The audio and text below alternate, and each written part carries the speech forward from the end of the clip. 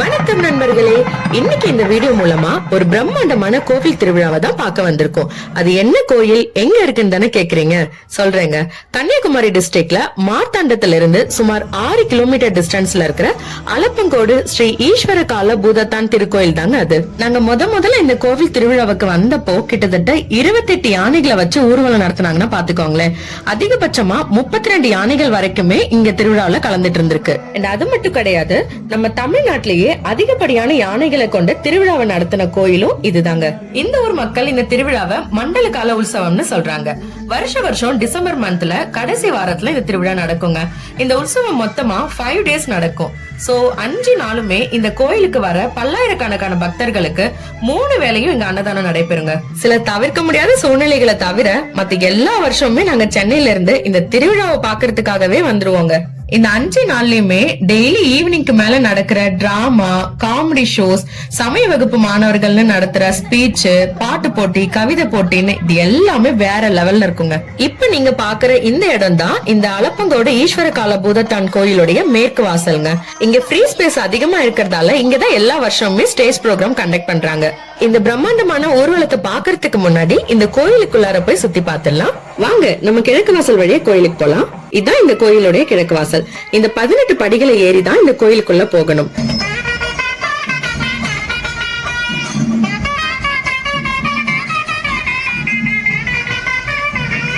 கேரள கோயில் மாதிரியே இருக்கும். கோயில் என்னவோ பார்க்க ரொம்ப சின்ன கோயில் மாதிரி தாங்க தெரியுமே. ஆனா அங்க இருக்கிற தெய்வம் பயங்கர சக்தி வாய்ந்த தெய்வம். இந்த மூலவருடைய பேர் தான் ஸ்ரீ ஈஸ்வர கால பூதத்தான். வருஷம் ஃபுல்லாவே இவரை சாஸ்தான்னு சொல்லப்படுற ஐயப்பன் வடிவத்துலதான் இங்க வழிபடுறாங்களே. இந்த மண்டல கால பூஜையோட இறுதி நாள் நைட்டுக்கு மட்டும் ஈஸ்வர கால பூதத்தானுடைய உண்மையான வடிவத்தை வரைஞ்சு வழிபடுறாங்க. இந்த ஊர்வலம் முடிஞ்சதுமே அவருடைய இந்த வரைஞ்ச உண்மையான உருவத்தை அழிச்சிட்டு அகைன் ஐயப்பன் வடிவத்திலே வழிபடுவாங்க. இங்க இவர் அலப்பங்கோடு அம்மாவன்னு சொல்லுவாங்க. நான் சொன்னேன் இல்லையா, கடைசி நாள் நைட் மட்டும் அவருடைய உருவத்தை வரைஞ்சு வச்சிருப்பாங்க அப்படின்னு சொல்லிட்டு. இந்த திருவிழா முடிஞ்சு அவங்க வரைஞ்சது எல்லாத்தையும் அழிக்கிறதுக்கு முன்னாடியே நாங்க வீடியோ எடுத்துட்டோம். சோ அதையும் இந்த வீடியோட எண்ட்ல கொடுத்திருக்கிறோம். மிஸ் பண்ணாம தரிசனம் செய்யுங்க. மனிதர்களுடைய நலனுக்காகவும் அவங்களுடைய வாழ்க்கை வளம் பெறவும் வேண்டிக்கிற கோயில்கள்ல இருந்து மாறுபட்டு கால்நடைகள் நலனுக்காக மக்கள் வழிபடுற வினோத கோயில் தாங்க இது. ஆடு, மாடு, கோழி மாதிரியான வளர்ப்பு பிராணிகள் மட்டும் இல்லாம எல்லா விலங்குகளுக்காகவும் சிறப்பு நேர்ச்சைகள் மற்றும் வழிபாடுகள் இங்க நடத்துறாங்க. குறிப்பிட்டு சொல்லணும்னா இந்த கோயிலை சுத்தி இருக்கிற எல்லா கிராமங்கள்ல இருந்தும் மாடு இல்லைன்னா ஆடு கன்று போட்டுச்சுன்னா அதனுடைய முதல் பால் இந்த கோயில் பூஜைக்கு தான் தராங்க. அதுக்கப்புறம் தான் அவங்க சொந்த உபயோகத்துக்கே எடுக்கிறாங்க. சரி வாங்க, யானை ஊர்வலம் நடக்கிற இடத்துக்கு போவோம். நம்ம போற வழியெல்லாம் கலர் கலரா இந்த மாதிரி சீரியல் லைட்டால அலங்கரிக்கிறத பார்க்கவே அட்டகாசமா இருக்கும்.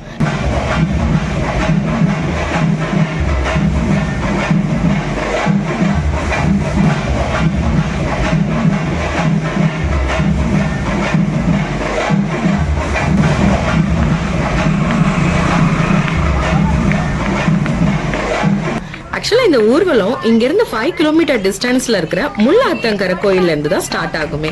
அங்க இருந்து அண்டுகோடு வழியா இதோ நீங்க இப்ப பாக்குறீங்கல்ல, இதுதான் அலப்பம் பாறை. இந்த பாறையை சுத்திட்டு மறுபடியும் மேல்புறம் வழியா அலப்பங்கோடு கோயிலுக்கு ரீச் ஆகும்.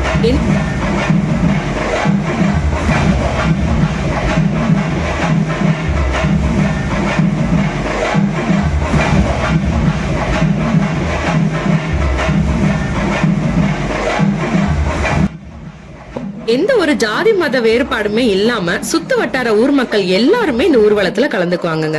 ஊர்வலம் நடக்கிற வழியெல்லாம் சப்பாத்தி, இட்லி, கிழங்கு, சுண்டல், டீன்னு ஏரியாக்கு ஏரியா போட்டி போட்டுக்கிட்டு ஃப்ரீயா கொடுத்துக்கிட்டே இருப்பாங்க. சாப்பிடதான் வயிறு பத்தாதே.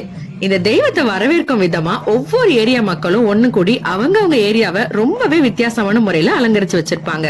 இப்போ நீங்க பாத்துட்டு இருக்கிறது மேல்புறம் ஜங்ஷன் மக்கள் அலங்கரிச்சு வச்சிருக்கிற சிவலிங்கம் சிலை.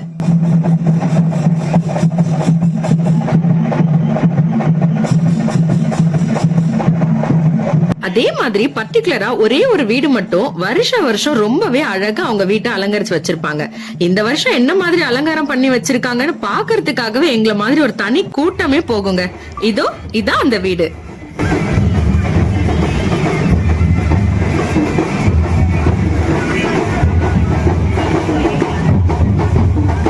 சூப்பரா டெக்கரேட் பண்ணிருக்காங்கல்ல. இந்த ஊர்வலத்தோடைய ஆரம்ப வீடியோவை நாங்க ஷார்ட்ஸ்ல போட்டிருந்தோம். அது எல்லாருமே பாத்திருப்பீங்கன்னு நம்புறோம். இப்போ நாங்க மேல்புறம் ஜங்ஷன்ல நின்னுட்டு இருக்கோம். டைம் சரியா 2 மணி ஆக போகுதுங்க. ஈவினிங் 4 மணிக்கு ஸ்டார்ட் ஆன இந்த ஊர்வலம் மிட் நைட் 2 மணிக்கு தான் இந்த மேல்புறம் ஜங்ஷனுக்கே வருது. இதோ வெடிவண்டியும் வந்துருச்சு. இந்த வெடிவண்டி தான் இந்த ஊர்வலத்துடைய ஆரம்பமே. இதை தொடர்ந்து எங்க கூட சேர்ந்து நீங்களும் இந்த பிரம்மாண்டமான ஊர்வலத்தை பார்த்து ரசிங்க.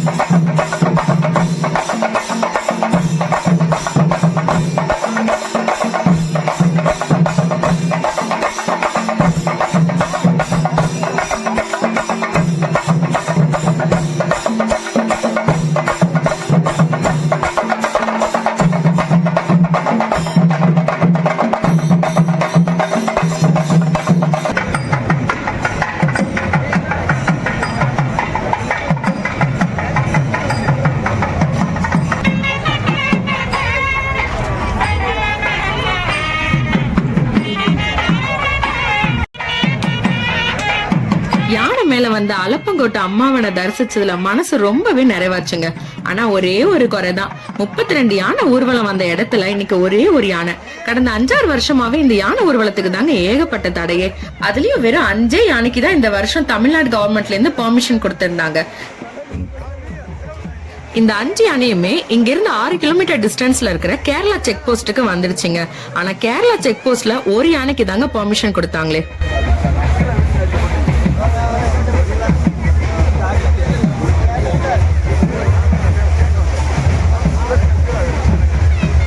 ஒரு காலத்துல 28 யானையோட நாங்க பார்த்த இதே திருவிழாவை இன்னைக்கு ஒரே ஒரு யானையோட பார்க்கதான் மனசுக்கு கொஞ்சம் கஷ்டமா இருந்துச்சுங்க.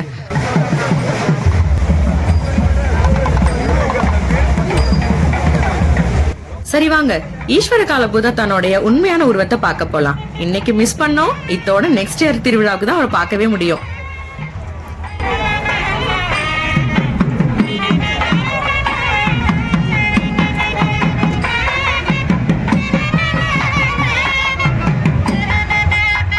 இந்த ஊர்வலமும் திருவிழாவும் உங்களுக்கு ரொம்பவே பிடிச்சிருக்குன்னு நினைக்கிறோம். உங்களுக்கு டைம் கிடைச்சா ஒரு தடவையாச்சும் இந்த அலப்பங்கோடு ஸ்ரீ ஈஸ்வர காலபூதா தன்னுடைய மண்டல கால திருவிழாவை நேர்ல வந்து பாருங்க. செம்மையா இருக்கும். நன்றி.